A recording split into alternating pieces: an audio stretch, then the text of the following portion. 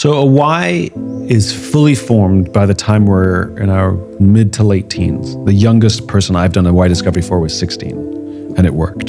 The process worked. And what I've learned from just doing hundreds of these over the years is that a why is always positive.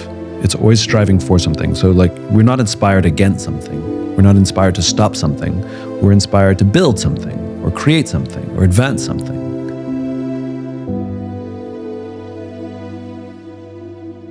Though it may have been born out of trauma, there's usually a silver lining that gives us that cause.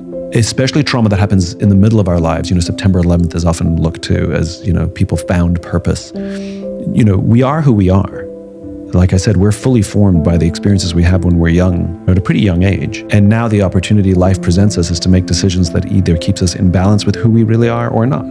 And I think one of the reasons most of us feel discomfort or don't feel ourselves or don't know who we are is because we're making decisions that are inconsistent with that true cause, with that why. So you raise the case of individual athletes who become champions and then suffer depression.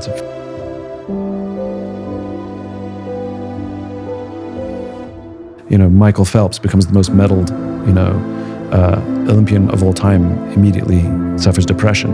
Andre Agassi becomes the most storied, tennis player of all time, immediately becomes depressed.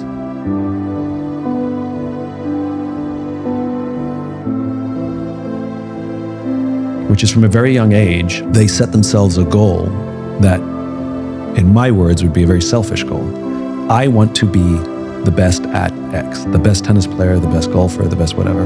And their entire lives, from pretty young ages, every decision they're making is to help them advance this finite goal. And all of their relationships are, can you help me achieve my goal, right?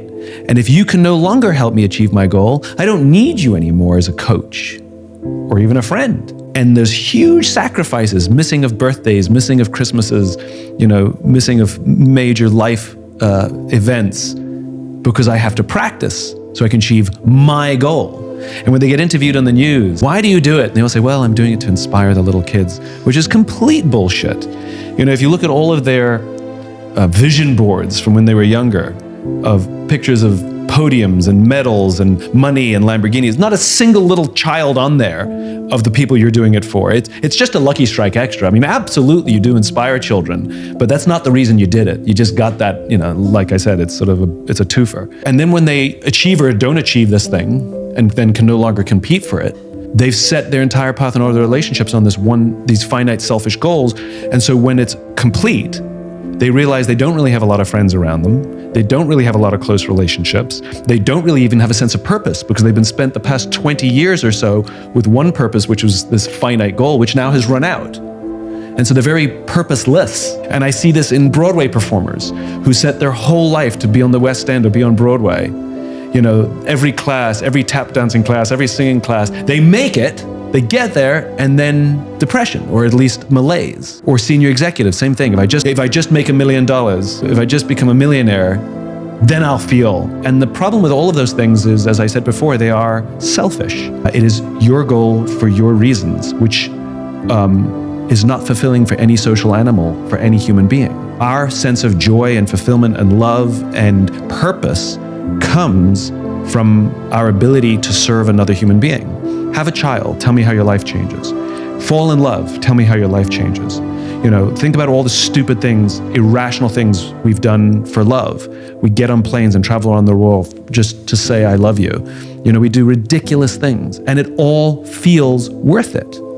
And the sacrifices we make for a child all feel worth it, but these are no longer for us, and these things will live on beyond our own lives. They are not finite, they are infinite.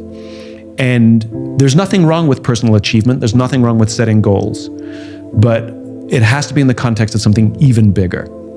In general, team sports don't suffer this because you had to do it together. It's usually individual athletes who suffer this more often. And so there is one of the athletes I would point to is a guy by the name of Curtis Martin. Curtis is a Hall of Fame NFL footballer, and he only started playing football basically to stay out of trouble. just so he wouldn't get into, he grew up in a really bad neighborhood in Philadelphia. It basically kept him out of trouble, and it turns out he was really good at it. And when he realized he was good at it, he realized that by being good at something, it will give him the power to actually give back later. And he made this realization, especially when he went to college on scholarship and then made it to the NFL. He realized the better he was at the sport, it wasn't about propelling his own career. It was about when he leaves this career, he has a platform that will be bigger than the platform he has now. And so he was driven and driven and driven, not so that he could be the best, not that so that he could make the most money. In fact, he made a lot less money than a lot of other players of his rank. Not that he could be rich or famous or any of these things. He did it so that he could build his platform so that he could give back later. So when he retired from the NFL, he wasn't lost. He wasn't searching. He knew exactly what the next step was, because being an elite athlete to the highest level possible was only step one. And to see one's life as a continuum rather than an event is much healthier.